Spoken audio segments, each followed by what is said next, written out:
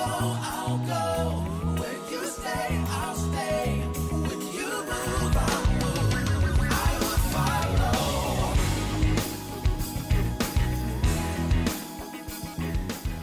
Boa noite, irmãos. Boa noite, irmãs. Boa noite. Graça e paz. Amém.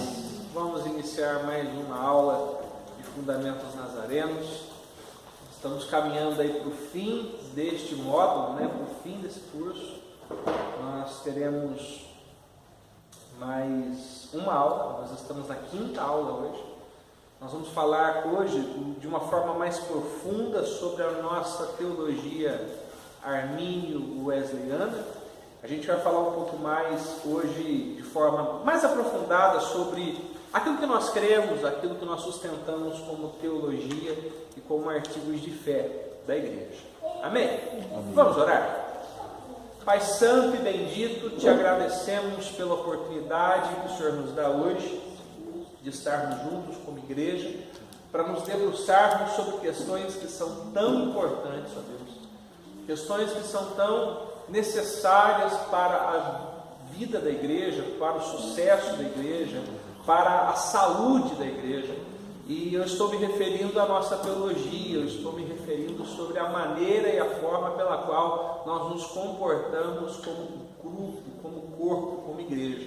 Por isso, queremos te pedir que o Senhor venha abrir os nossos olhos, que o Senhor possa tirar do nosso coração todo ranço, todo fermento de religiosidade, porventura trazido a Deus de momentos pretéritos, onde a gente aprendeu coisas que não foram tão corretas e agora seremos confrontados com a sua palavra. É importante que a gente abandone agora, Deus, em nome de Jesus, toda a religiosidade e venhamos abrir os nossos olhos para aquilo que o Senhor deseja nos ensinar. Em nome de Jesus, fala conosco e no final que a glória e a honra sejam dadas exclusivamente ao Senhor Jesus. Amém? Amém. E amém. Muito bem, queridos. Então, na sessão anterior, na aula anterior, nós estudamos sobre as nossas características nazarenas.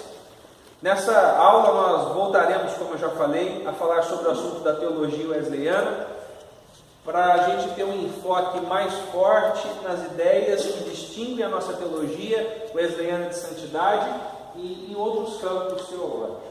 Então, a gente vai se valer agora de uma leitura que se encontra na nossa apostila. Infelizmente não colocaram o número de páginas, mas o título da nossa leitura hoje é Nossa Teologia Wesleyana. É um texto chamado Milagre da Graça Transformadora, e eu gostaria que alguém de vocês lesse esse texto para a gente poder compartilhar as ideias. O milagre da graça transformadora. Maravilhosa graça, maior que o meu pecado. Que pensamento maravilhoso. Essa é apenas a primeira linha do hino. Em Jesus, Deus encarnou-se e agiu de forma decisiva para reconciliar o mundo consigo mesmo. João, capítulo 3, versículos 15 a 16. Romanos 1, do 1 ao 16. Enquanto éramos ainda pecadores, Deus ofereceu seu próprio Filho como sacrifício para a propiciação do pecado. Romanos 3, 25. O Senhor de toda a criação levou sobre si o pecado do mundo e providenciou salvação para todos nós. Em Cristo Jesus, a justiça de Deus, a sua salvação, foi manifestada. Romanos 3, 21. Se não fosse por essa ação, toda a humanidade estaria irremediavelmente alienada de Deus. Efésios 1, 5, 2, 10. Desta forma, todos os poderes que nos separam de Deus foram derrotados. Colossenses 2, 15. Agora, mediante a fé em Jesus Cristo, Romanos 3, 22, somos livres. Romanos 8, 2.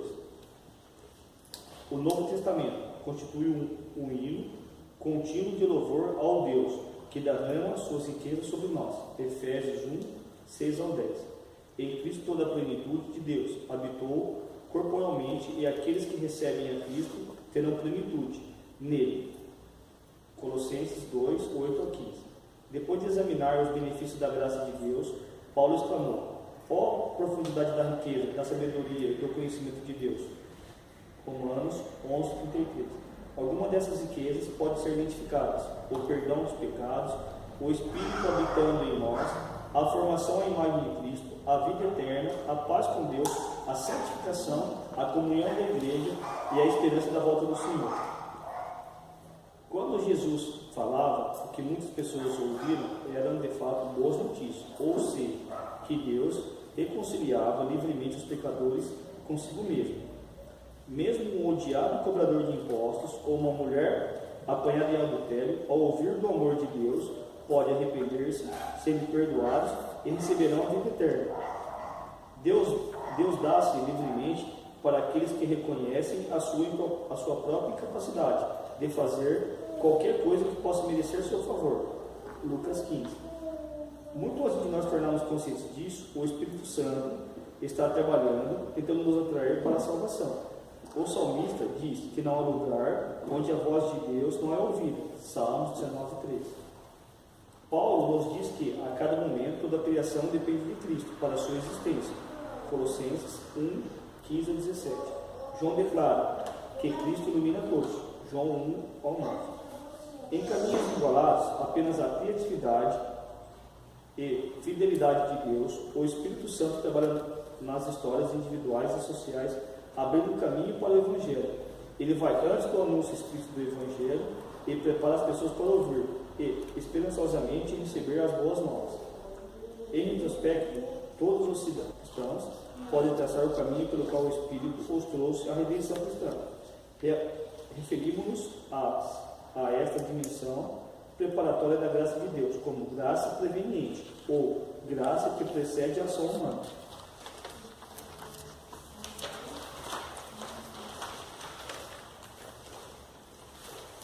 Deus é por nós. Tudo que Deus realizou através de seu Filho, Ele agora oferece a nós, por meio do Espírito Santo. De fato, toda a criação se beneficia da salvação que o Pai realizou em seu Filho. Romanos 8:19-25.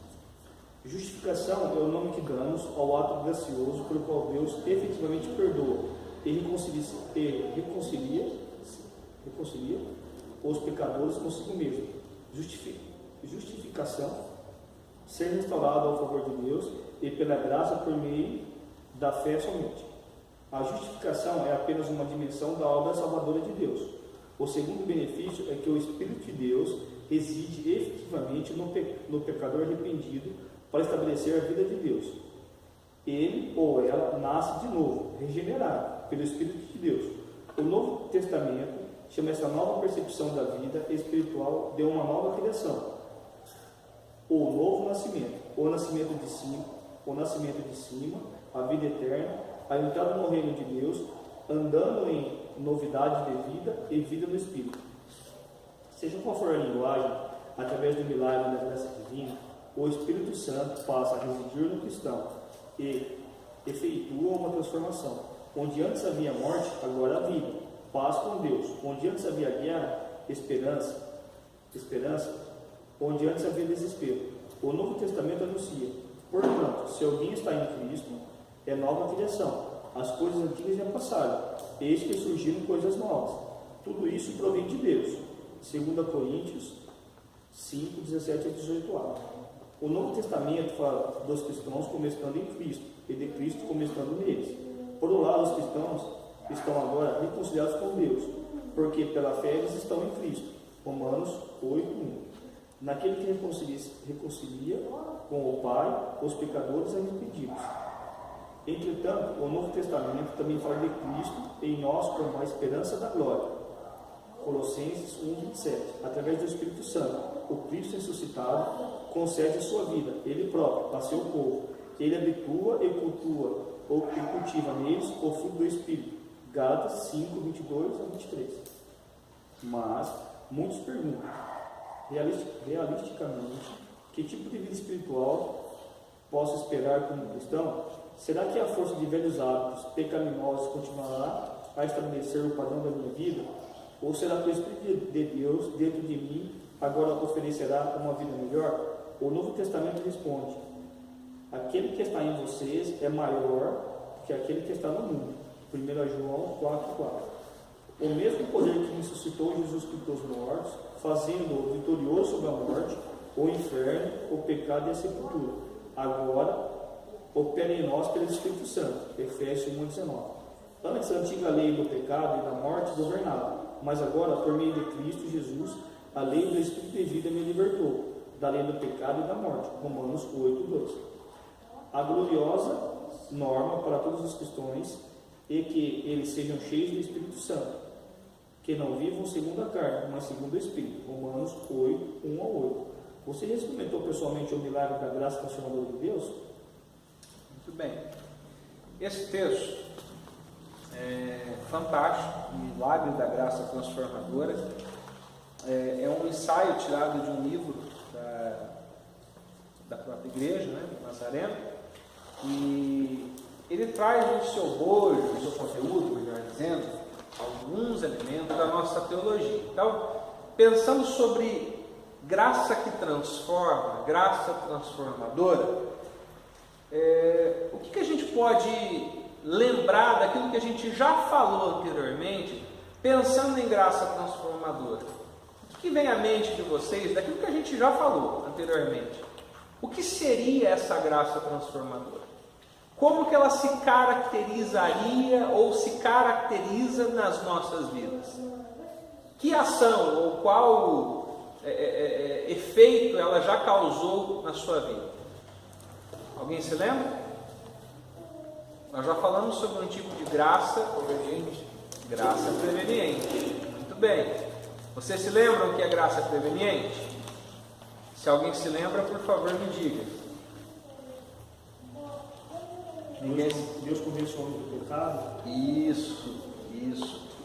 Gente, graça preveniente, ela tem também vários nomes, né? Mais um que o pessoal costuma usar, que é graça preventiva, ou graça que antecede, né? Aquela graça que vem antes. Vem antes do quê? Vem antes da conversão. Então, antes da conversão existe uma graça de Deus, existe uma ação sobrenatural de Deus, que está convencendo o homem, pecador, do pecado, do juízo e da justiça. Essa graça, ela vem transformando a nossa vida, ela vem nos dando capacidades em Deus, para se converter e, em se convertendo, desenvolver aquilo que nós chamamos de santificação inicial. A pessoa ainda não foi batizada com o Espírito Santo, isto é, ela ainda não foi inteiramente santificada, mas ela já tem uma porção do Espírito dentro do seu coração. O Espírito Santo já veio habitar dentro dela, mas ela ainda não foi selada. Essa graça transformadora vai impulsionando a pessoa até que ela experimente o evento da inteira santificação. Está claro isso? Que é um caminho a ser perseguido, que é um caminho a ser percorrido também. Essa graça transformadora é uma graça de Deus que nos impulsiona cada vez mais perto de Deus, nos levando ao último estado, que é a glorificação. Quais são os estados de soteriologia? O primeiro, conversão. Quando a pessoa se converte, 3 coisas acontecem: regeneração, justificação e adoção. A pessoa é regenerada, aquela imagem moral de Deus perdida no Éden, ela é restaurada em nós. Isso significa dizer que recebemos novamente capacidade espiritual para vivermos uma vida santa. Nós também fomos justificados quando nos convertemos. Justificação é termos o direito de sermos considerados justos, não com base na nossa justiça, mas sim com base na justiça de Jesus Cristo. Jesus morre na cruz do Calvário, Ele paga o preço que deveria ser pago por nós, e essa justiça é imputada àquele que crê. Somos adotados na família de Deus. O que significa isso? Não éramos filhos, ou melhor, a Bíblia diz que antes de nos convertermos, éramos filhos da ira. Nós éramos inimigos de Deus. E a partir do momento que nos convertemos, nós nos tornamos filhos por adoção. Fomos adotados na família de Deus. Essa é a primeira fase. Nesse momento a pessoa está salva? Com certeza. Mas existe mais uma bênção. Existe uma segunda obra que nós, wesleyans, ensinamos com base nas Escrituras. Primeira obra da graça é a salvação. Segunda obra da graça, inteira santificação, ou batismo com o Espírito Santo. A pessoa, de posse do conhecimento bíblico de que é possível ela viver uma vida mais elevada em Deus, ela busca mediante a oração, inteira consagração, jejum, em clamores, e Deus, em um momento específico, Ele batiza essa pessoa com o Espírito Santo. Quando isso acontece, não necessariamente ela precisa receber um dom, mas ela recebe poder de Deus para dizer não àquela inclinação maligna do pecado, não ao pecado. Por isso que nesse texto que nós lemos aqui, se eu não me engano foi na segunda parte dele, ele faz uma pergunta interessante. Muitos perguntam realisticamente que tipo de vida espiritual eu posso esperar como cristão? Será que a força de velhos hábitos pecaminosos continuará a estabelecer o padrão para a minha vida? Ou será que o Espírito de Deus dentro de mim agora oferecerá uma vida melhor? O Novo Testamento responde, como diz o Arnaldo César Coelho, faz tempo nesse jogo de futebol, mas ele sempre dizia isso. Ele está ainda na Globo? Tá. Ele diz assim, a regra é claro. O que diz o texto aqui? 1 João 4,4. Aquele que está em vocês é maior do que aquele que está no mundo. Então percebam, se eu fui batizado com o Espírito Santo, eu não posso mais viver na prática do pecado, eu não posso mais viver pecando, eu não posso mais viver uma vida suja, eu preciso viver uma vida limpa diante de Deus. Isso só é possível mediante o batismo no Espírito Santo. Mas aí, acabou? Não, existe mais uma fase. A partir do momento que eu sou salvo, inteiramente santificado, a inteira santificação, ela é ato de Deus, ela acontece, mas também é processo. Ela é ato quanto ao poder que opera em nós, mas ela é processo na questão do amadurecimento. Então a pessoa foi inteiramente santificada hoje. Não é um negócio que vira todos os botões dela, de dentro do ser dela, já começa a fazer tudo certo. Não. Ela recebe poder para dizer não ao pecado, mas ela vai ter que amadurecer. E nesse processo de amadurecimento, nós chamamos isso de perfeição cristã. O que é isso? É viver uma vida cumprindo a nossa finalidade em Deus, de modo que vivamos uma vida de santidade. Errei hoje, tomei consciência do erro, pedi perdão, mas eu não vou mais errar. E é possível viver sem errar. A palavra de Deus diz lá no livro de Judas que o nosso Deus, o Deus que nós servimos, é poderoso o suficiente para nos guardar de tropeçarmos. Então, a partir do momento que eu sou batizado pelo Espírito Santo, eu caminho dia após dia, de glória em glória, sendo aperfeiçoado e buscando um caminho de santidade, de perfeição, até que eu seja glorificado. Amém? Amém. Quando que a glorificação vai acontecer, gente? Com a vinda do Salvador. Lá naquele momento, então, teremos o nosso corpo glorificado e tudo que é inerente ao pecado já não existirá mais. Nenhum efeito residual do pecado existirá mais. Está claro? Alguma pergunta? Diga, Elcio. Isso significa que nesse estágio que a pessoa ela possa voltar a pecar até atingir esse estágio de perfeição, hein? Veja bem, a Bíblia nos chama de pecadores. Existem dois tipos de pecador. Existe o pecador perdido, aquele sobre o qual a ira de Deus está posta, ou seja, aqueles que não se arrependeram, que não se converteram, eles são pecadores que não têm chance para eles, se eles não se voltarem para Cristo. Agora, existe o pecador regenerado, o pecador que foi salvo. O fato de eu e você sermos salvos por Jesus não significa que a gente deixou de ser pecador. Agora, precisa entender o que é ser pecador. Ser pecador não é aquele que vive pecando. Ser pecador é aquele que tem em si a capacidade para pecar. Então, quando você fala assim, eu sou um pecador, significa que nós temos capacidade para pecar. Então, veja, na conversão, a pessoa, ela ainda tem dentro de si, e a gente vai estudar isso daqui a pouco lá nos artigos de fé, mas ela ainda tem dentro de si aquela inclinação para o mal, que é resíduo do pecado original. Essa inclinação, ela é purificada no meu coração quando eu sou batizado com o Espírito Santo. Por isso que eu posso dizer não para o pecado. Porque até o batismo com o Espírito Santo é muito comum você escutar o crente falar assim, eu não aguentei, foi mais forte que eu. A hora que eu ouvi, eu já tinha pecado. Não aguentei. depois do batismo do Espírito Santo, se ele pecar, ele pegou o que ele quis, porque ele tinha poder nele, poder do Espírito Santo para dizer não, para falar, eu estou sendo tentado, mas eu não vou pecar. É lógico que acho que o melhor caminho para a gente evitar o pecado é evitar estar perto dele, é evitar aquela tentação. Mas significa que a partir do momento que eu sou batizado pelo Espírito Santo, que eu sou cheio do Espírito Santo, eu possuo poder para dizer não. Então, para que serve o batismo do Espírito Santo? Inicialmente serve para produzir em mim o fruto do Espírito, e um dos bônus do fruto do Espírito é domínio próprio. Então não tem essa história, se for inteiramente santificado, não tem essa história de falar assim, eu não aguentei. Eu falo mesmo. Você fala porque você tem mania de falar, você precisa se arrumar nessa área. Eu não aguentei, eu menti, foi mais forte que eu. Não, você mentiu, não é que você não aguentou, você mentiu porque você quis, você foi batizado já no Espírito Santo. Agora, aquele que já foi inteiramente santificado, quando ele comete o erro do pecado, aquilo, gente, é igual uma bigorna batendo na sua cabeça.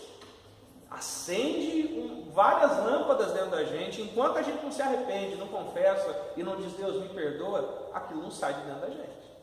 E um dos efeitos do batismo no Espírito Santo é que a partir do momento que eu processei o erro, eu não volto mais nele.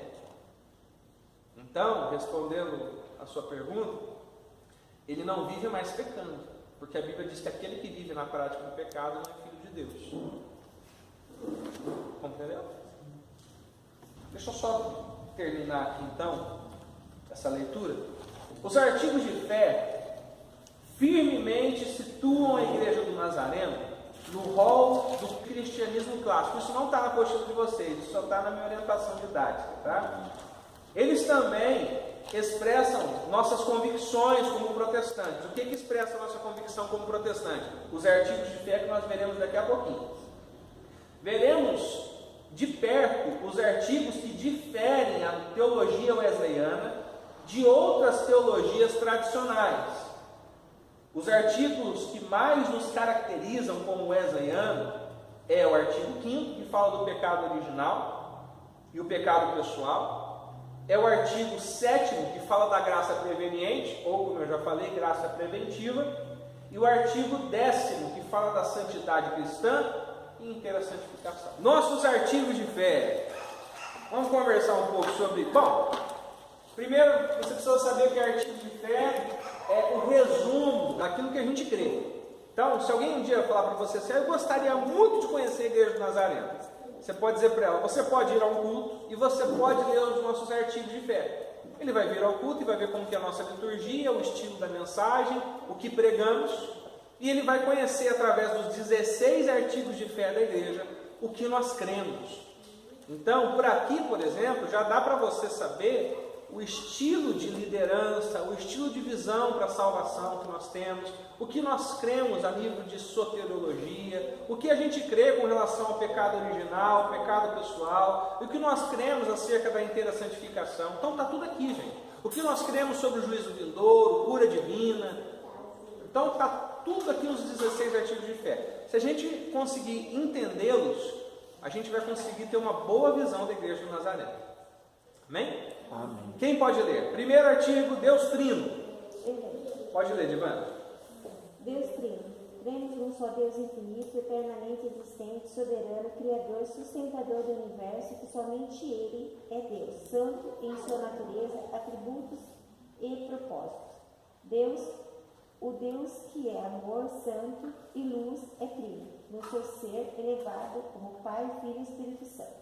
Muito bem, então, uma coisa importante vocês observarem que todos os artigos de fé, logo embaixo, entre parênteses, tem os textos bíblicos que dão base para este artigo de fé. Então nós cremos num Deus trino. A Bíblia fala sobre a Trindade? Ela fala, mas não com esse nome. Se você procurar a Bíblia de capa a capa, você nunca vai achar lá a palavra Trindade. Mas ela dá elementos para nós crermos que Deus se revela na pessoa do Pai, do Filho e do Espírito Santo. É um só Deus, gente. É um só Deus, não são três deuses. É um Deus que se revela em três pessoas que comungam, que compartilham da mesma essência eterna. Não pede para explicar mais do que isso, porque é impossível. Mas explicar a Trindade é um negócio assim, um negócio que dá para a gente entender por fé, não dá para a gente explicar matematicamente. Amém? Jesus Cristo. Quem pode ler o segundo artigo de fé? Cremos em Jesus Cristo, a segunda pessoa da Santíssima Trindade, que Ele é eternamente um com o Pai, que encarnou pelo Espírito Santo e nasceu da Virgem Maria.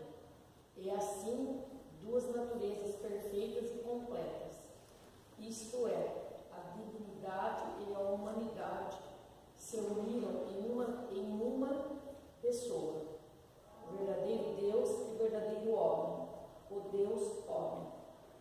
Cremos que Jesus Cristo morreu pelos nossos pecados e que Ele verdadeiramente ressuscitou dos mortos e tomou de novo o seu corpo, juntamente com tudo que pertence à perfeição da natureza humana.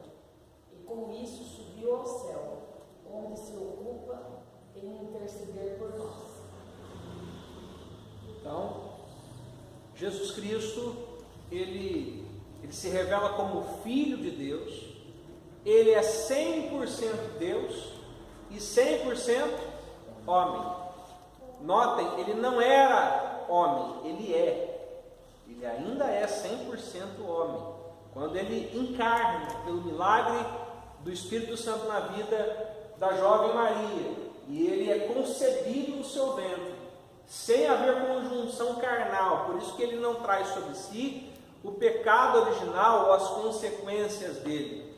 E quando Jesus ele encarna, ali ele adquire, pelo poder do Espírito, ser Deus e homem ao mesmo tempo.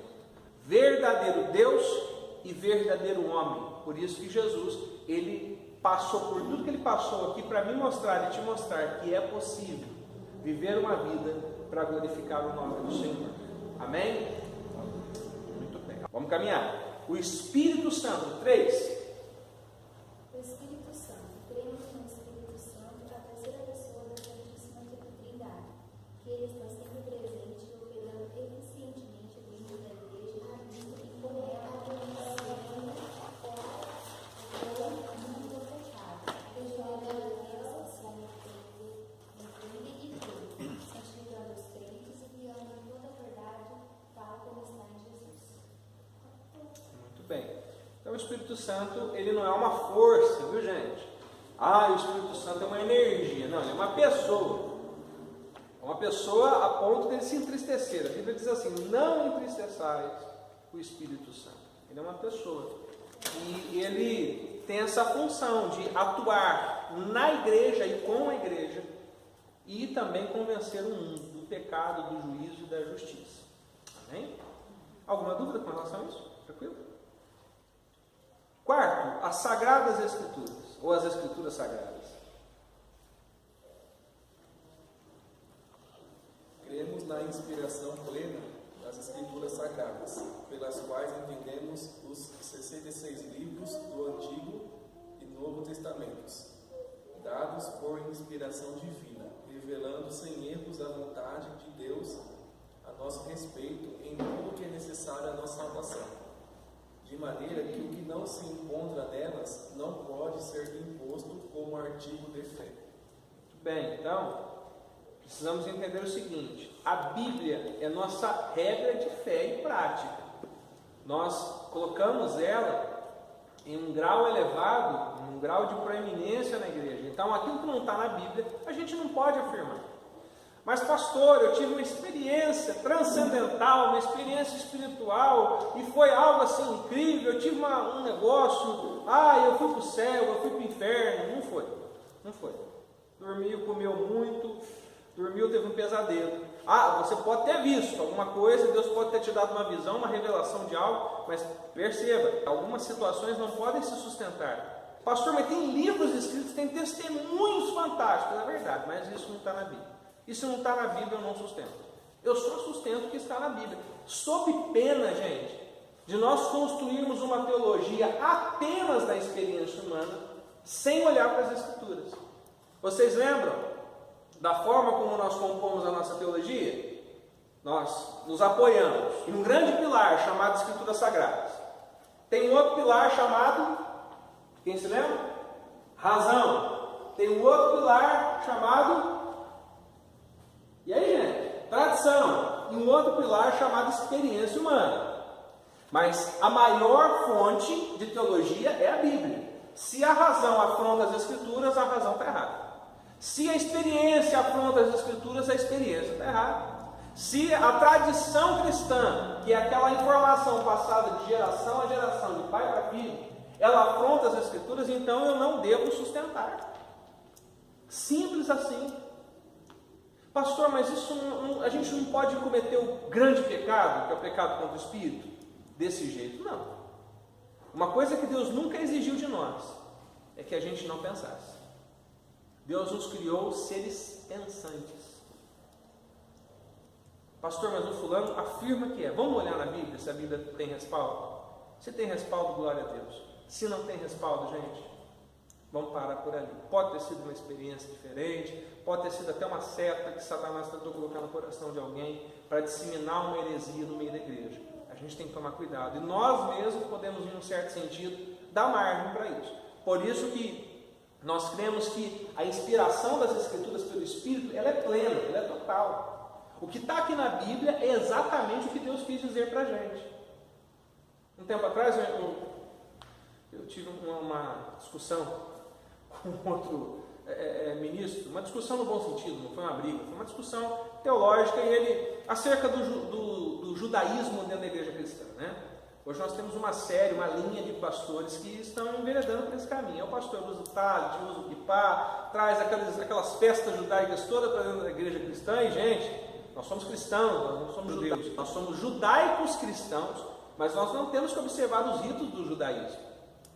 E aí a conversa comigo, com ele em relação a isso, eu falei, querido, quando Jesus morre, o véu do templo se rasga. Tudo que era da lei foi cumprido. Eu não preciso observar mais nada da lei. A não ser, aquilo que a gente já falou anteriormente, os princípios morais. A lei moral eu continuo observando. Agora, a lei cerimonial, acabou. E aí ele veio com uma conversa assim, não, é que a Bíblia foi traduzida e tem erros na tradução. Eu discordo de você, amigo. Paramos a conversa aqui. Porque eu achei que eu estava lidando com alguém que crê nas Escrituras como inspiração de Deus. Se você tem dúvidas acerca disso, você não deveria nem se chamar um cristão. Você não é ortodoxo. Você não crê nas Escrituras. Então nós, nazarenos, nós cremos na Bíblia, gente, de capa a capa. Se está ali, tem um motivo para estar. Está claro? Nenhuma pergunta? Tem certeza? Amém. Pecado original e pecado pessoal. 5º artigo. Quem pode ler, por favor? Cremos que o pecado foi havido através da desobediência dos nossos primeiros pais, Adão e Eva. E pelo pecado veio a morte. Cremos que o pecado se manifesta de dois modos: pecado original ou depravação, e pecado pessoal. Cremos que o pecado original ou depravação é aquela condição da natureza de todos os descendentes de Adão, pela qual o homem está muito longe da retidão original, ou seja, do estado de pureza dos nossos primeiros pais, Adão e Eva.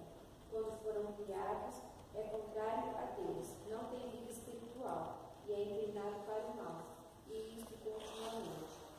Cremos ainda que o pecado original continua a existir com a nova vida de regenerado, até que o coração seja inteiramente limpo pelo batismo com o Espírito Santo. Cremos que o pecado original difere do pecado pessoal, em que constitui uma propensão herdada para pecar, pela qual ninguém é responsável até o momento que se negligencia ou se rejeita o remédio divinamente providenciado. Temos que o pecado pessoal constitui uma violação voluntária da vontade conhecida de Deus, feita por uma pessoa moralmente responsável. Portanto, não deve ser confundido com limitações involuntárias e inescapáveis, enfermidades, faltas, erros, falhas ou outros desvios de um padrão de perfeita conduta, que são os efeitos residuais da queda do homem. Contudo, tais efeitos inocentes não incluem atitudes ou respostas contrárias ao Espírito de Cristo. O podem em si mesmas ser consideradas pecados do espírito. Cremos que o pecado pessoal é fundamental e essencialmente uma violação da lei do amor e que, em relação a Cristo, o pecado pode ser definido como descrença. Ok. Então, gente, pecado ele se desdobra em duas situações: pecado original e pecado pessoal. Qual é o pecado original? É aquele pecado que os nossos primeiros pais cometeram lá no Éden, desobedecendo a Deus e afrontando a vontade divina. Esse pecado ele é transmitido pelo nascimento. Então, a partir de Adão e Eva, todos nasceram em pecado. É o que Davi diz: olha, em pecado eu fui gerado, e em pecado eu fui concebido. Então, todos que nasceram a partir de Adão, nasceram também com este pecado original sobre si. O que acontece com o pecado original? Ele gera uma série de problemas na nossa personalidade.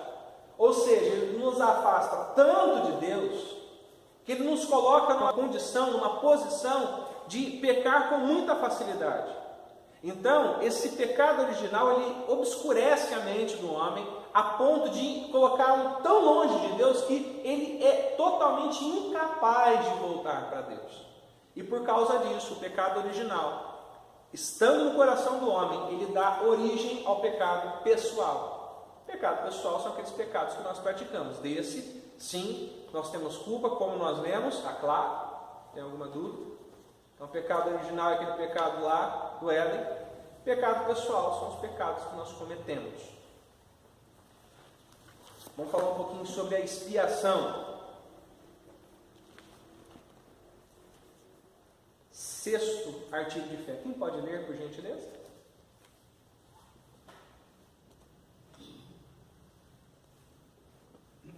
Cremos que Jesus Cristo, pelos seus sofrimentos, pelo derramamento do seu próprio sangue e pela sua morte na cruz, fez uma expiação completa para todo o pecado humano, e que esta expiação é a única base de salvação, e que é suficiente para cada pessoa da raça de Adão.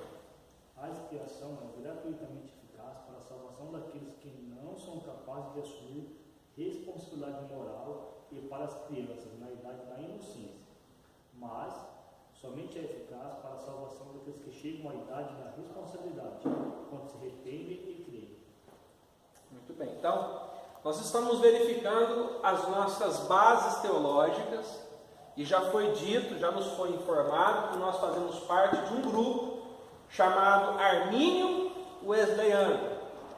Então, Armínio, tem uma foto dele aqui, até trouxe para mostrar para vocês, esse cara aqui bonito, entendeu? Pode ver que o cara é sustância igual eu, carecão, entendeu? Diz o pastor Aguiar que pasto que tem muito movimento não nasce grama. Eu acho que ele está certo. Esse cara aqui é chamado por Tiago Armínio ou Jacobus Armínios. Ele desenvolveu algo que nós chamamos de arminianismo. Na verdade, ele defendeu uma ideia, não sistematizou, mas após a sua morte, vários outros discípulos dele sistematizaram a sua ideia, que é uma ideia que ela confronta, por exemplo, aquilo que o calvinismo ensina. O calvinismo vem de um movimento chamado monergismo. Vamos tentar explicar. O monergismo, ele trabalha a seguinte posição: a salvação parte de Deus, totalmente em Deus, sem a participação do ser humano. Então, o que o monergismo postula? Que Deus define quem vai ser salvo e quem vai ser condenado.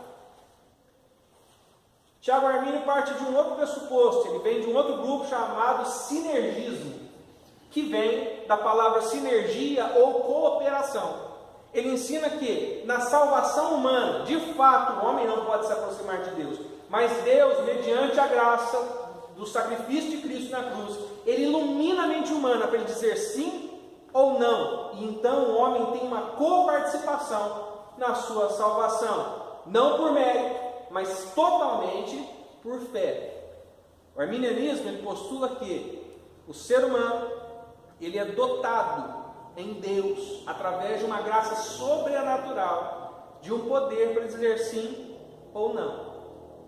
voltando um pouquinho à fita que eu acho que alguém se perdeu. Quando o ser humano peca no Éden, ele peca mediante uma livre vontade, ou livre-arbítrio puro. Adão e Eva tinham livre-arbítrio, puramente. Depois da queda, eles continuam tendo livre-arbítrio? Lógico que não. Não. Eles não têm livre-arbítrio. O que acontece?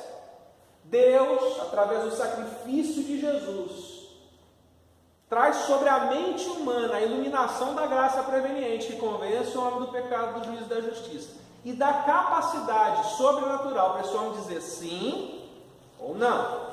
Ele pode decidir se ele vai aceitar ou não. Isso não é livre-arbítrio. O nome que Tiago Arminio dava para isso, e nós também damos, é livre-arbítrio libertário. Livre-arbítrio libertário é exatamente isso, é aquela graça de Deus que libera a mente humana para dizer sim ou não, porque caso contrário, o homem nunca ia se voltar para Deus, ele nunca ia se voltar para o Salvador. Então, vejam, aquela história assim, dê o primeiro passo para Jesus, que Jesus dá 2 para você, isso é heresia.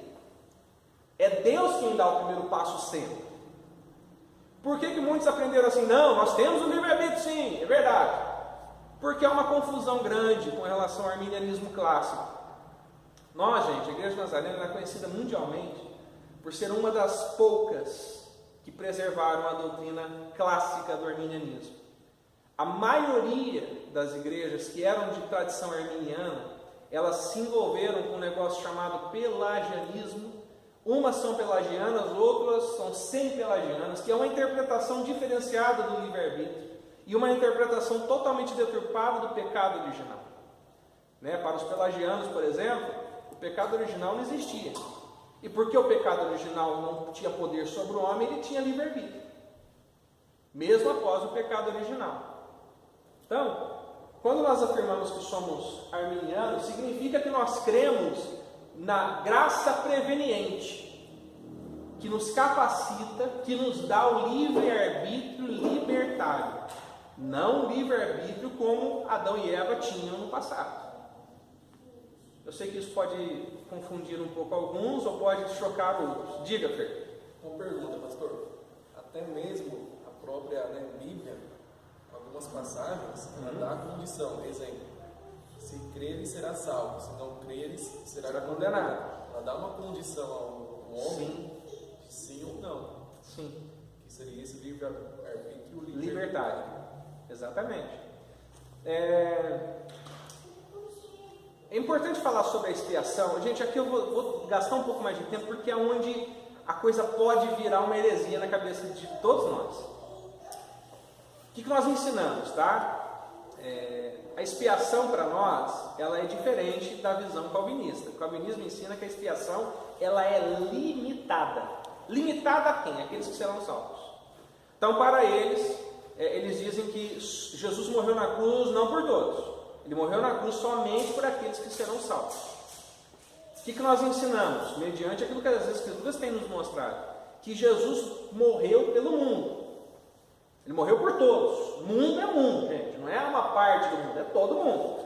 Significa que o sangue de Jesus é suficientemente capaz de perdoar o pecado do mundo inteiro. Ele perdoa o pecado do mundo inteiro? Não. Ele só perdoa mediante o arrependimento. Enquanto não houver arrependimento, a coisa está suspensa. O sangue é capaz para perdoar, mas não se efetivou a salvação e nem o perdão, porque não houve arrependimento humano. Então, por que a gente ensina a expiação ilimitada? Porque nós cremos que Jesus se doou por todos. Está claro? Serão todos salvos? Não. Quem vai ser salvo? Quem crer. Quem confessar Jesus como Salvador. Está tranquilo, gente? Se tiverem dúvidas, por favor. Está aqui que está confuso, isso me ajuda. Quero te ajudar. É a questão do livre-arbítrio, na verdade. Para você ser salvo, tem que aceitar.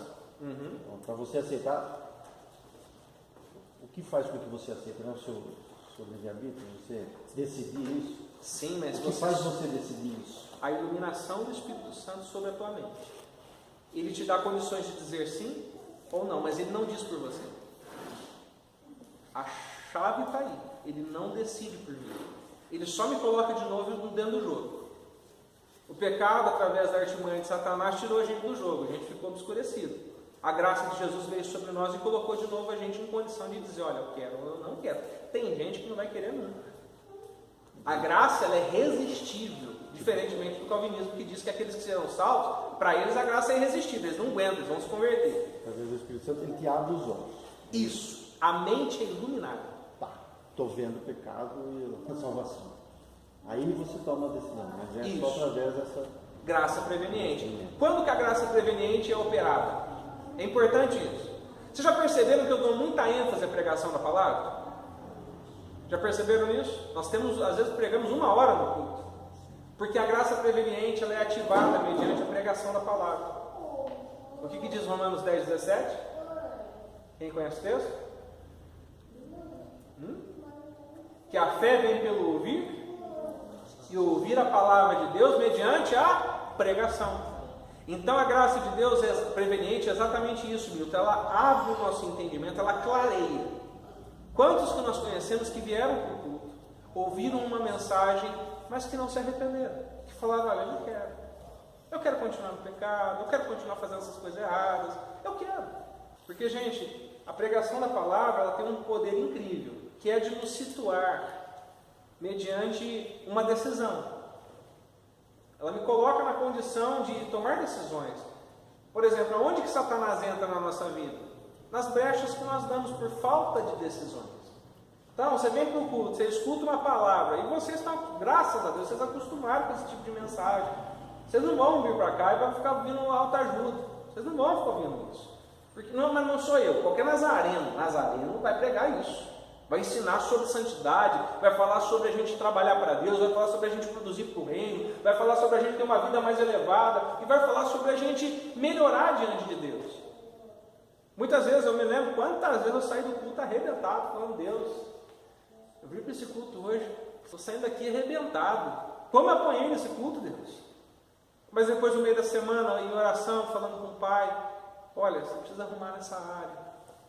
Você tem uma área aqui que está... Você lembra que o pastor falou lá na mensagem? Então, você está com um problema nessa área, cara. Você precisa tratar teu coração. Então, a pregação tem um poder incrível sobre isso. Por isso que nós valorizamos tanto a pregação da mensagem. E, de fato, ela liberta. Amém? Amém. Voltando sobre o assunto da expiação, só para a gente firmar. A expiação que nós ensinamos é expiação ilimitada. Por isso que aqui diz que cremos que Jesus, pelos seus sofrimentos, pelo derramamento do seu próprio sangue e pela sua morte na cruz, fez uma expiação completa para todo o pecado humano. E que esta expiação é a única base de salvação que é suficiente para cada pessoa da raça de Adão.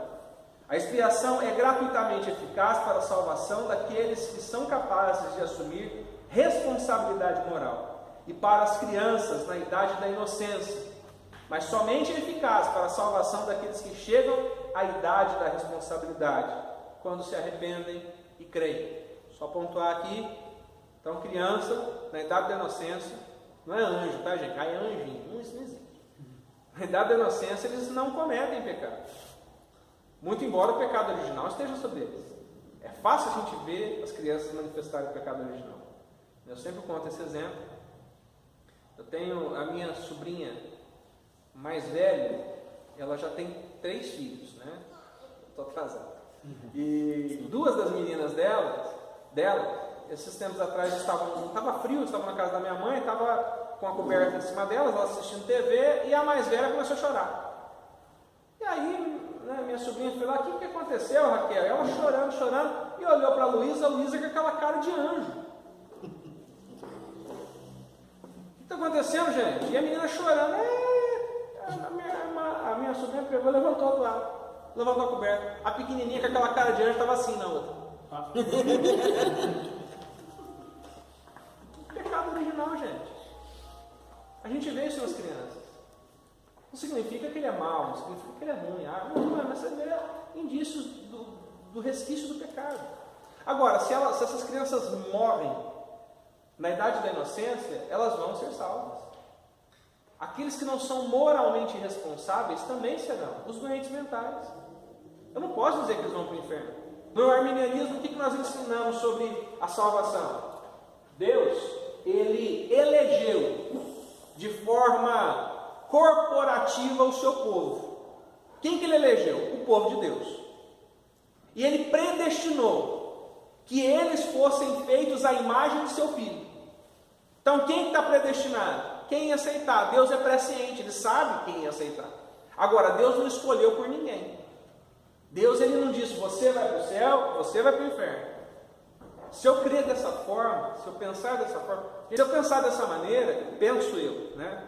Eu vou estar colocando Deus numa posição muito injusta. Porque eu vou começar a pensar que Deus pode ter um certo grau de sadismo ou sarcasmo. Porque se Ele pode decidir pela salvação de todos e Ele é um Pai amoroso, por que então não salva todo mundo? Por isso, nós colocamos esse grau de responsabilidade humana. Que a própria Escritura diz, quem crer, né? Quem confessar, quem se decidir, quem manifestar interesse, esse vai ser salvo. João 3,16. Deus amou o mundo, de tal maneira que deu seu Filho para que todo aquele que nele crê, decisão, tenha vida eterna. Então, não é Deus que escolhe quem vai ser salvo, é nós que escolhemos se seremos salvos ou não. A decisão, na verdade, é nossa. Entendendo que quem ilumina a mente humana para essa decisão é o Espírito Santo. Está claro? Alguma dúvida? Conseguiu melhorar o entendimento? Deu para dar uma clareada. Tá ok. Graça preveniente. Aqui eu vou passar rapidinho, a gente já falou muito sobre isso, mas pode ler, por favor. Cremos que a criação da raça humana, a imagem de Deus, inclui a capacidade de escolher entre o bem e o mal, e que, assim seres humanos foram feitos moralmente responsáveis, que pela queda de Adão se tornaram depravados, de maneira que agora não podem voltar-se nem reabilitar-se pelas suas próprias forças, e obras da fé e a invocação de Deus. Mas também cremos que a graça de Deus mediante Jesus Cristo é dada gratuitamente a todos os seres humanos, capacitando todos os que queiram converter-se do pecado para a retidão, a crer em Jesus Cristo para perdão e purificação do pecado, e a praticar boas obras agradáveis e aceitáveis à sua vida. Cremos que todas as pessoas, ainda que possuam a experiência de regeneração e inteira santificação, podem cair da graça, apostar e ficar eternamente perdidas e sem esperança, a menos que se arrependam do seu pecado. Ok. Deixa eu só dar uma ênfase nesse finalzinho. Cremos que todas as pessoas, ainda que possuam a experiência da regeneração e inteira santificação, podem cair da graça, apostatar e ficar eternamente perdidas e sem esperança, a menos que se arrependam de novo do seu pecado. Nós entendemos que é possível, se eu tenho condições de dizer no início sim ou não, eu também tenho condições de dizer sim ou não no decorrer da vida. Por isso que a gente ensina que nós somos salvos, estamos sendo salvos.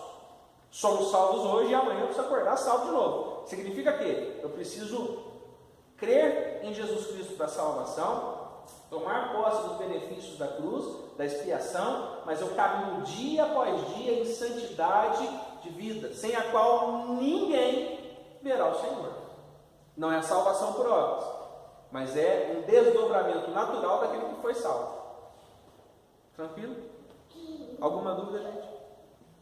Vamos lá. Arrependimento. Cremos que o arrependimento, que é uma sincera e completa mudança da mente no que diz respeito ao pecado, incluindo um sentimento de culpa pessoal e um afastamento voluntário do pecado, é exigido de todos aqueles que, por um ato ou propósito, se fazem pecadores contra Deus. O Espírito de Deus dá a todos que quiserem arrepender-se a ajuda gratuita da penitência do coração e a esperança da misericórdia, a fim de que possam crer para o perdão da vida espiritual. Muito bem. 9. Justificação, regeneração e a adoção. Quem pode ler para a gente?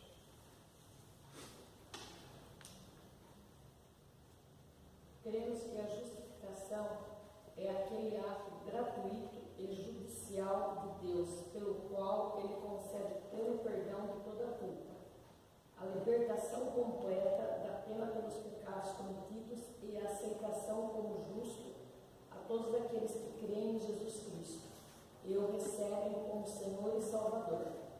Cremos que a regeneração, o novo nascimento, é aquela obra da graça de Deus pela qual a natureza moral do crente arrependido é despertada espiritualmente, recebendo uma vida distintamente espiritual, capaz de fé, amor e obediência.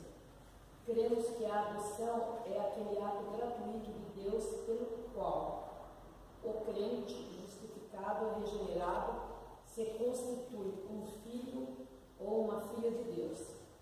Cremos que a justificação, a regeneração e a adoção são simultâneas na experiência daqueles que buscam a Deus e são obtidas na condição de haver fé, precedida pelo arrependimento, e que o Espírito Santo testifica desta obra em estado de graça.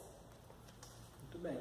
Alguma dúvida com relação a esses dois tópicos? Eu creio que a gente já falou até a contento, eu acho, sobre o tema, mas se alguém tiver alguma dúvida, a gente pode esclarecer.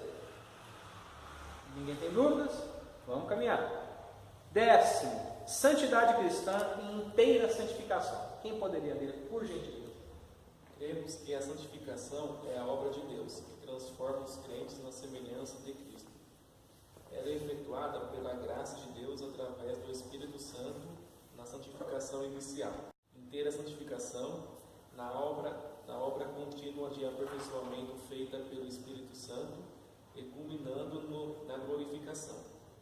Na glorificação, somos plenamente conformados à imagem do Filho. Cremos que a inteira santificação é aquele ato de Deus subsequente à regeneração, pelo qual os crentes são libertados do pecado original, ou depravação, e levados a um estado de inteira devoção a Deus e a santa obediência do amor tornado perfeito. É operada pelo batismo com, ou enchimento do Espírito Santo e envolve numa só experiência a purificação do coração de pecado e a presença íntima e permanente do Espírito Santo, capacitando o crente para a vida e o serviço. A inteira santificação é provida pelo sangue de Jesus, realizada instantaneamente pela graça mediante a fé, precedida pela inteira consagração. E desta obra e estado de graça o Espírito Santo testifica. Esta experiência é também conhecida por vários termos que representam diferentes aspectos dela, tais como perfeição cristã, perfeito amor, pureza de coração, batismo com ou enchimento do Espírito Santo, plenitude da bênção e santidade cristã.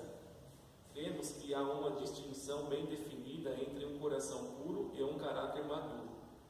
O primeiro é obtido instantaneamente como resultado da inteira santificação.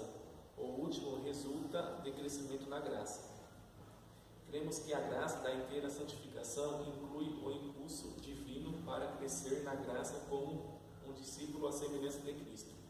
Contudo, este impulso deve ser conscientemente cultivado e deve ser dada cuidadosa atenção aos requisitos e processos de desenvolvimento espiritual e avanço no caráter e personalidade semelhantes a Cristo.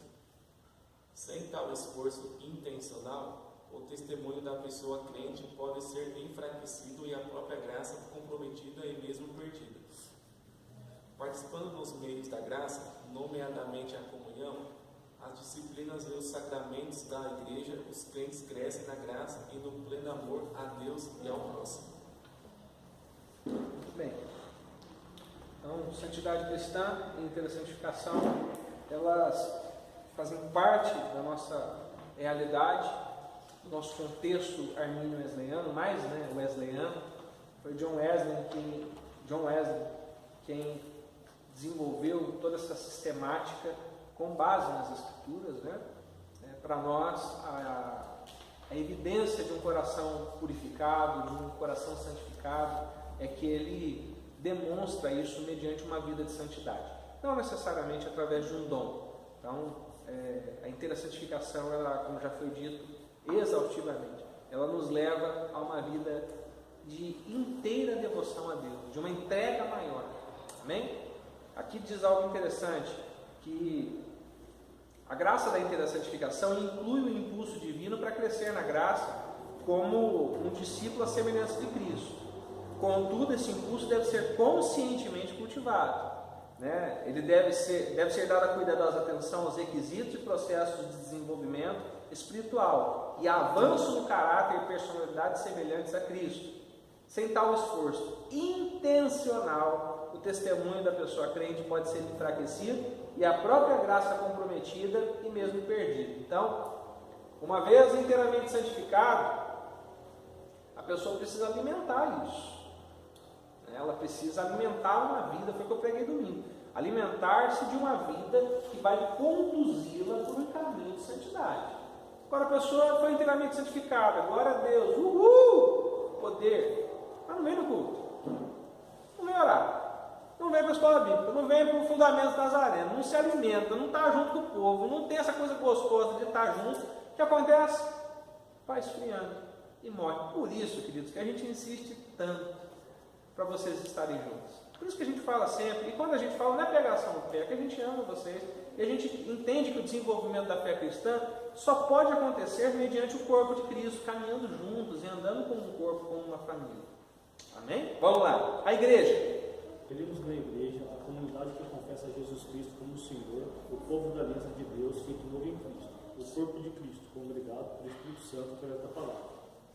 Deus chama a igreja a expressar a sua vida na unidade e comunhão do Espírito, na adoração através da pregação da palavra, na observação dos sacramentos e no ministério em seu nome, pela obediência a Cristo, viver santo e responsabilização mútua.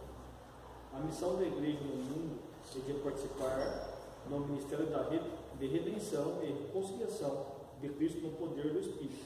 A igreja cumpre a sua missão fazendo discípulos através do evangelismo, ensino, compaixão, promoção da justiça e testemunho do reino de Deus.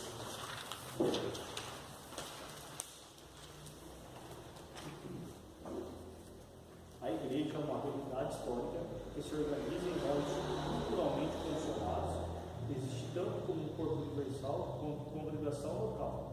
Separa pessoas chamadas por Deus para ministérios específicos. Deus chama a igreja a viver sob o seu governo, em antecipação da consumação da vinda do nosso Senhor Jesus Cristo. Muito bem. Alguma dúvida com relação à igreja? Tranquilo, né? Aqui talvez seja um dos pontos mais acalorados. Vamos falar sobre o batismo. Um tema que deveria ser mais simples, mas devido ao nosso...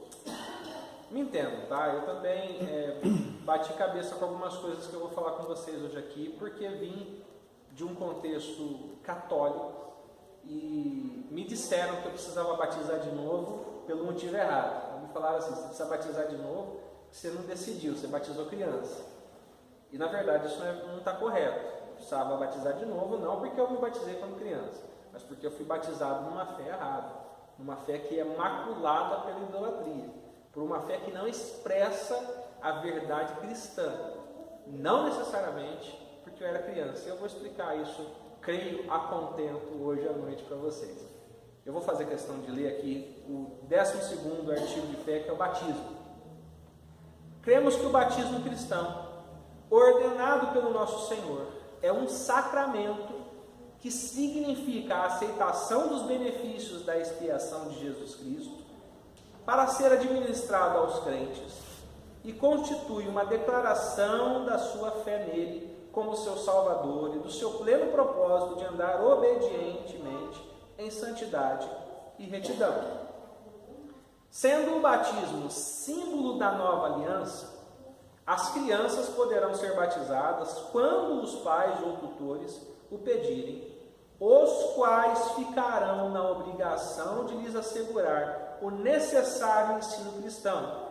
O batismo pode ser administrado por aspersão, afusão ou imersão, segundo o desejo do candidato. Então, vamos por partes aqui. Acho que a questão que talvez mais choque alguns Tem gente que é bem resolvido com isso, mas tem gente que às vezes fica chocada. Ah, mas pode batizar criança? Sim, biblicamente nós não encontramos nenhum artigo, nenhum versículo, nenhum texto que proíba o batismo de crianças. Por que nós entendemos que é possível? Como que na velha aliança se definia alguém como povo de Deus? Através da circuncisão. Quando que se fazia a circuncisão, gente? Quando a pessoa nascia, o menino nascia, detalhe, ou quando ele se convertia ao judaísmo, ele era um prosélito. Então, se ele fosse grande, ele ia fazer a circuncisão quando grande. Se fosse criança, ele ia fazer quando criança.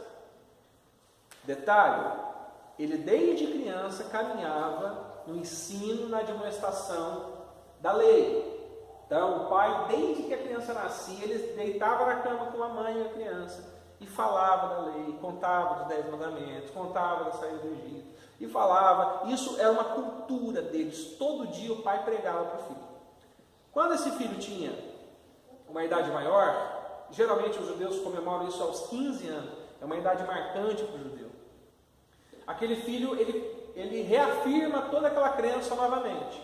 No cristianismo, por nós entendermos que o sinal da nova aliança é o batismo, ele também pode ser administrado a crianças. Repito como já foi lido, desde que os pais assumam a responsabilidade de conduzir essa criança pelo devido caminho. Isso em países protestantes, não católicos, mas em países protestantes, é muito comum. Mas no Brasil os crentes têm um pouco de dificuldade com isso. E para assim não criar uma situação desnecessária, eu confesso que nós também não tocamos no assunto. Por exemplo, eu jamais vou falar, vamos batizar o Ian? Jamais. Por quê? O que eu estou entendendo? Paulo está criando ele, o Fernando estão criando ele nos caminhos do Senhor. Ele já foi apresentado, já foi consagrado ao Senhor. Quando ele tiver os seus 12, 13 anos, que ele sair daquela idade da inocência, ele vai decidir se ele quer descer as águas ou não. Nós entendemos assim, mas a gente não pode falar que está errado batizar criança. Desde que ele aos 14, 15 anos ou 12 anos, quando ele teria que em tese batizar, ele faça a sua profissão de fé. O que é isso? É a reafirmação da sua crença. Por que nós entendemos assim? O batismo não salva ninguém, gente. O que salva é a minha decisão de andar com Deus. O batismo é um sinal. O que é um sacramento? Sacramento é a exteriorização, a demonstração de uma graça interna no mundo externo. Ou seja, eu demonstro uma decisão que já aconteceu no meu coração em atos e atitudes externas. Então, por que nós nos batizamos? Nós nos batizamos para demonstrar algo que já aconteceu dentro de nós, ou já aconteceu dentro da nossa família. Fomos alcançados. Por que a gente participa da ceia do Senhor? Porque nós entendemos que a ceia do Senhor é um memorial da morte, ressurreição e da segunda vinda de Cristo. Eu preciso participar da ceia do Senhor como um mandamento.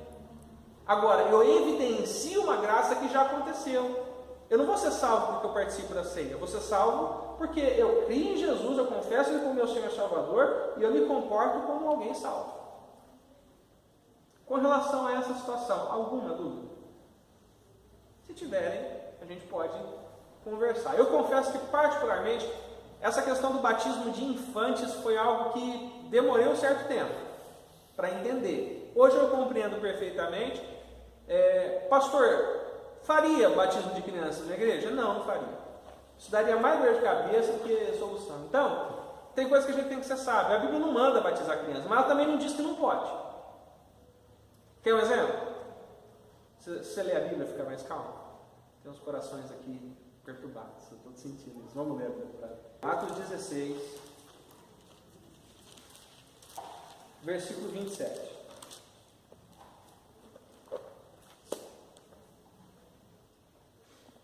O carcereiro despertou do sono e, vendo abertas as portas do cárcere, puxando a espada, ia suicidar-se, supondo que os presos tivessem fugido.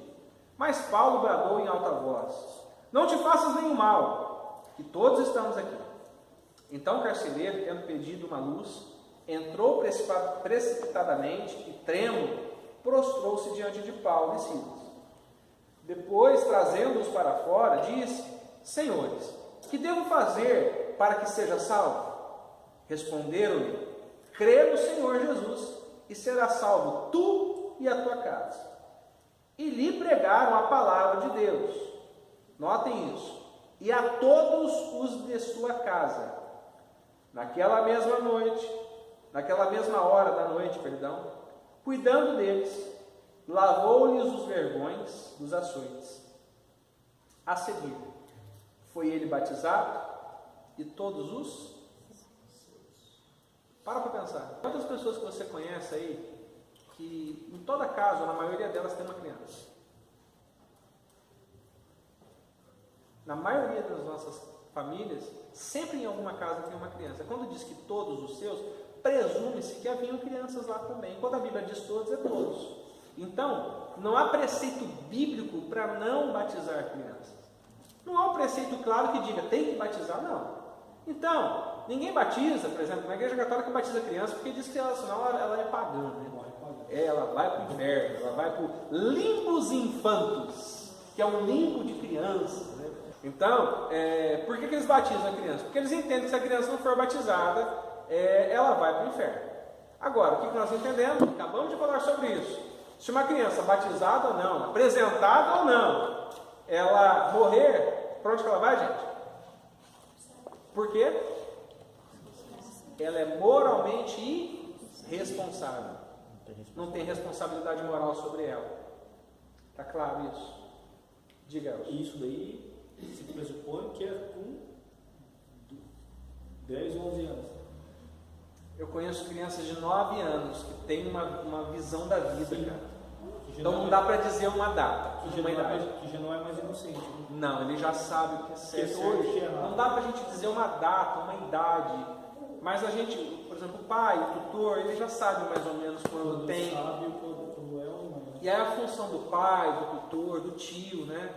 Quando percebe isso, tem uma conversa séria. Olha, querido, você já está tendo conhecimento do que é certo, do que é errado. Está na hora de você começar a pensar se você vai aceitar Jesus como seu Salvador ou não. É a função do pai, da mãe, de conduzir, porque o filho do crente tem que aceitar Jesus.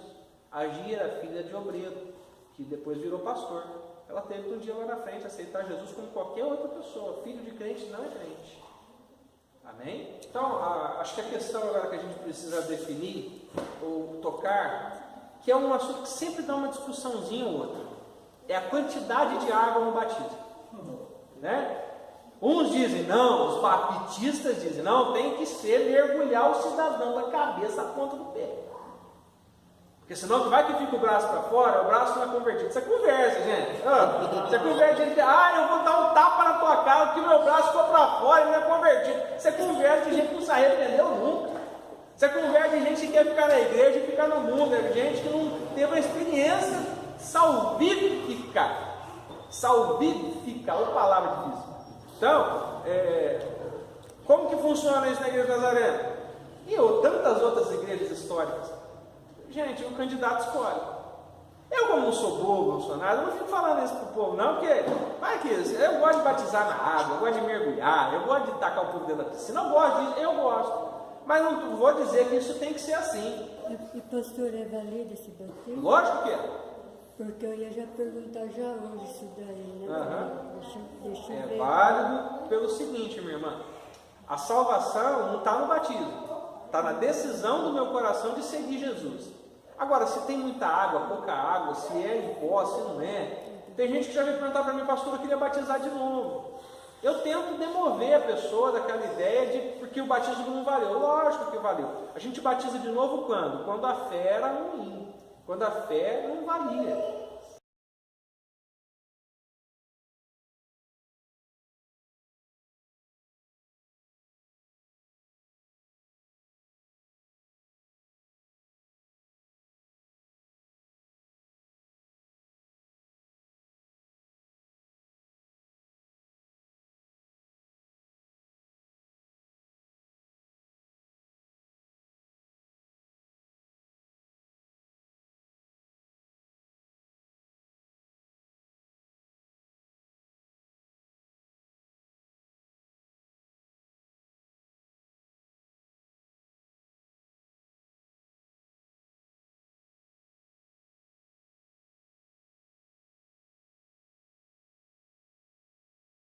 Se o candidato falar para mim, pastor, eu quero ser batizado por aspersão, eu vou ter que batizar ele por aspersão, porque aqui diz que eu tenho, é segundo o desejo do candidato. Pode mergulhar o cara. falava, pastor, que só quem era doente podia batizar por aspersão.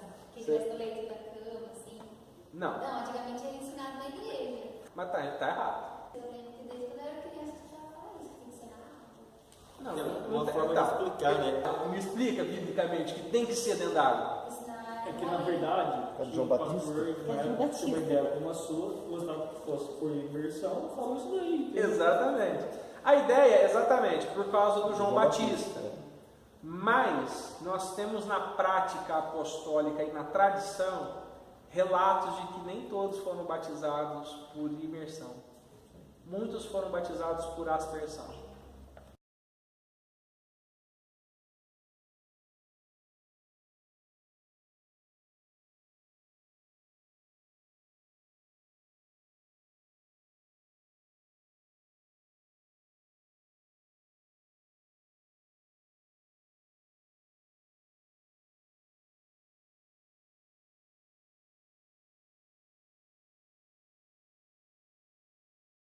Então a questão, gente, de a quantidade de água revela de fato a nossa religiosidade, o nosso ritualismo, o nosso legalismo.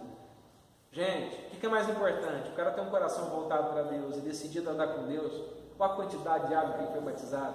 É só a gente parar para pensar e analisar. Veja, isso não é liberalismo de forma alguma. Se a Bíblia falasse assim, tem que ser por imersão, você pode ter certeza que a gente ia defender isso até o último golinho. Mas a Bíblia não diz que tem que ser. Ela diz que tem que ser batizado com água. A água simboliza a purificação da palavra. A água simboliza a morte para o pecado e o novo nascimento para Deus. Então, aqui como que a gente faz? Eu tenho o hábito de mergulhar todo mundo, entendeu? Eu faço por imersão. Mas eu não posso dizer que é errado, que é inválido o batismo dos nossos irmãos que fazem por aspersão ou a fusão. A gente tem que tomar cuidado para a gente não ser legalista demais e com essas coisas rachar a igreja por conta da nossa religiosidade. Quando eu falo, estou fazendo uma distinção assim, sobre calvinismo, arminianismo, é para vocês conhecerem, mas eu não quero de fato, eu já falei isso lá atrás, essa discussão só arrebenta com as pessoas, só faz inimigos. E se você fizer uma pesquisa nos países da África, a maioria deles foi evangelizado já. Mas a maioria deles já é pós-cristão. Não tem mais a presença da igreja. Por quê? Qual foi a estratégia de Satanás? Eu vou deixar, vocês vão entrar, porque eu não tenho força para lutar com vocês. Mas depois eu entro da igreja e vocês vão começar a brigar. Um é calvinista, outro é arminiano, um crê em dom, o outro não crê. Eles se destruíram por conta de brigas doutrinárias. A gente tem que ter uma visão muito clara sobre a centralidade de Cristo. Questões periféricas, a gente lida com amor. Então, naquilo que é central, como dizia João Wesley, unidade. Naquilo que é periférico, paciência. E nas demais coisas, o amor. Eu tenho que entender isso muito claro. Mas eu convivo também muito bem com calvinistas. Tenho amigos calvinistas e a gente tem um acordo, a gente não entra nesse assunto. Né? Às vezes dá uma cutucadinha, outra sai fora. Geralmente são eles que cutucam a gente. Eu não entro nesse assunto. Né? Mas eu saio fora por quê? Não, porque eu não tenho argumento, eu tenho argumento para ficar uma semana debatendo. Mas isso vai levar a algum lugar? É igual o cara, estou na igreja de Nazareno, vamos pregar o calvinismo, nós vamos reformar. Não vai, irmão. A igreja de Nazareno nunca vai ser calvinista. Nunca vai ser. São 108 anos de história, gente. Vai mudar agora? Não vai. É a mesma coisa o presbiteriano. O cara que estava dentro da igreja presbiteriana, ele teve um insight, uma revelação. Não, você é arminiano. Vamos converter todo mundo aqui para o arminianismo. Pare. Não é nem leal. A igreja dele é calvinista. Os pais da igreja são calvinistas. Os pais daquela igreja, daquela denominação. Então é uma questão de lealdade, uma questão de centralidade em Cristo. Essas coisas não nos fazem inimigos. É só pontos de vista diferentes. Amém? Vamos caminhar para a gente encerrar? Ceia do Senhor. Quem pode ler, por favor? Cremos que a ceia memorial e da comunhão instituída por nosso Senhor e Salvador Jesus Cristo é essencialmente um sacramento do Novo Testamento que declara a sua morte sacrificial e de que os crentes, pelo merecimento dessa, vem vida, salvação e promessas de todas as bênçãos espirituais em Cristo. É essencialmente para aqueles que estão preparados para uma reverente consideração do seu significado. Por meio dela, anunciam publicamente a morte do Senhor, até que ele volte, sendo essa a festa da comunhão. Somente aqueles que têm fé em Cristo e o amor pelos irmãos devem ser convidados para participar dela. Ok, muito bem. Cura divina. Bom, com relação à ceia do Senhor, alguma dúvida, gente? Eu acredito que todo domingo de ceia a gente fala muito sobre isso, né? Esclarece. A mesa é posta para aqueles que creem. Então, se a pessoa já creu em Jesus, ela confia em Jesus para a salvação, ela pode participar da ceia, levando em consideração que ela tem que tomar a decisão de viver uma vida santa, né? Não dá para participar da ceia do Senhor com as mãos sujas. A primeira coisa que a gente faz quando a gente vai comer um alimento, o que é? Lavar as mãos.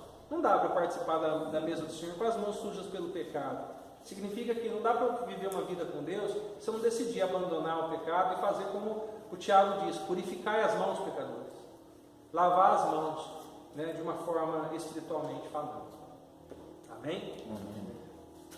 Cura divina. O que nós cremos sobre cura? Acho que isso aqui vai esclarecer muito também, gente.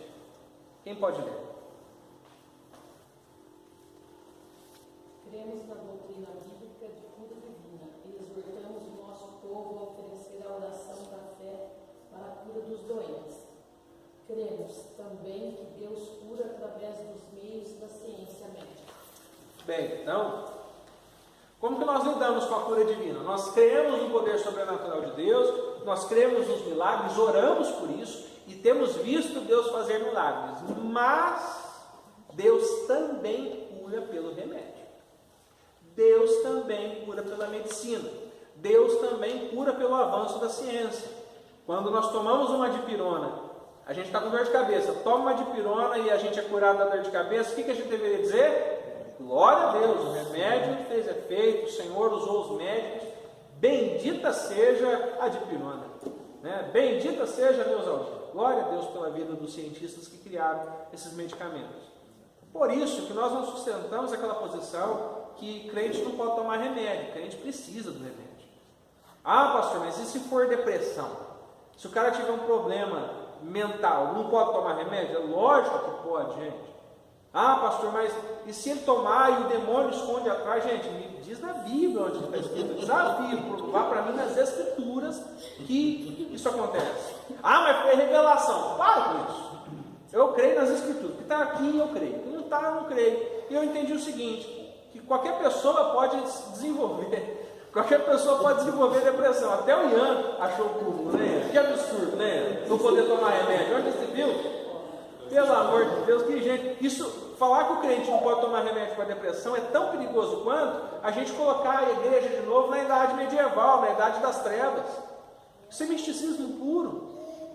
Eu não estou falando, gente, para usar o medicamento de forma errada, é o que acontece muitas vezes. Tem gente que não é curada de uma depressão exatamente porque usa o medicamento como uma válvula de escape para dormir, para apagar. Isso está errado. Isso na verdade, até chega às raias da droga, você usar o medicamento como uma droga, uma dependência química. Aí é perigoso. Agora, poxa vida, a pessoa desenvolveu depressão. A gente precisa entender, depressão não é demônio. Pode ser? Pode. Como qualquer doença pode ser causada por demônios. Mas se eu sou crente, primeiro que o diabo não toca em mim, não põe a pata suja dele na minha vida. Não põe. Não põe. Ah, mas por que eu fiquei doente? Você ficou doente por conta dos efeitos residuais do pecado, gente. Meu pai morreu de câncer, crente em Jesus, morreu de câncer. Minha mãe, uma mulher crente em Deus, está lá, usa oxigênio todo dia, tem fibrose pulmonar, sofre para dedéu, está com a pressão alta agora, crente, uma mulher de Deus, de oração, que me sustentou em oração minha vida inteira. E toma remédio. Toma remédio. Então eu preciso entender que não necessariamente as doenças que eu tenho são demônios que criam. Isso não é verdade. Principalmente se eu sou cristão, se eu sou crente. Então, eu tomo remédio porque Deus providenciou essa cura divina mediante os remédios também. Vamos caminhar? Está acabando já, gente. Segunda vinda de Cristo, 15º artigo. Quem pode ler, por favor?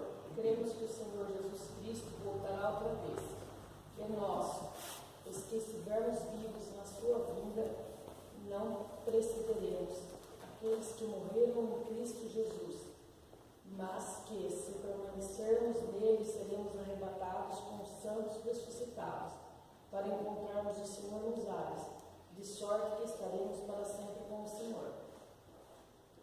Muito bem. Então, aqui é tranquilo, que a gente sempre prega, Jesus voltará.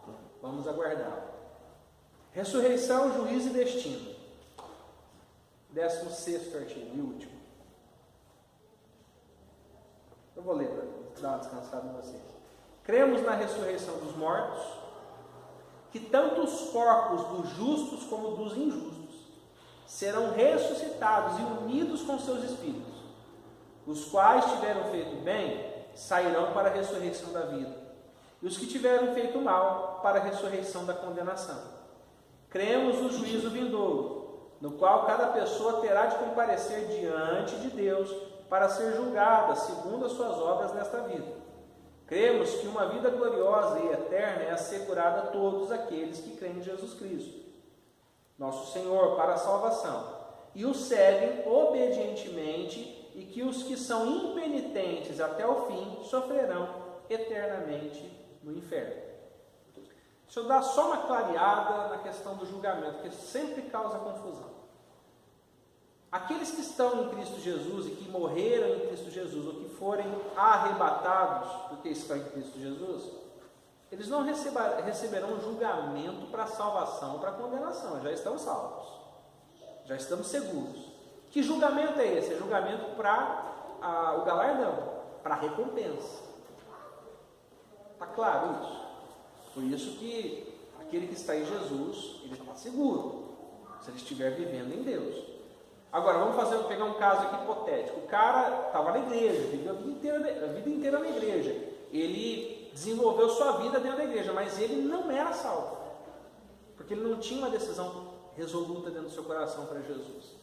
E ele nem vivia para a glória de Deus. Ele dava assim umas escapadas, de vez em quando ele abraçava o pecado escondido, ele fazia umas coisas, mas ninguém sabia, Deus sabia.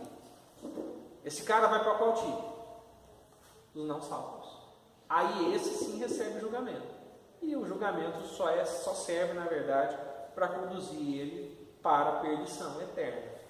Esse é o caso daquele que se torna impenitente. Os impenitentes nem sempre estarão longe da igreja. Por isso que Jesus conta a parábola do joio e do trigo. Uma pergunta: e se eu fui um assassino a vida toda? Aí chega na minha última hora, eu aceito Jesus. Como que eu fico em relação a esse caso aí? É salvo. O ladrão da cruz, né? É o ladrão da cruz. Ele viveu a vida inteira de sua luta, mas ele reconheceu Jesus. Where you go, I'll go.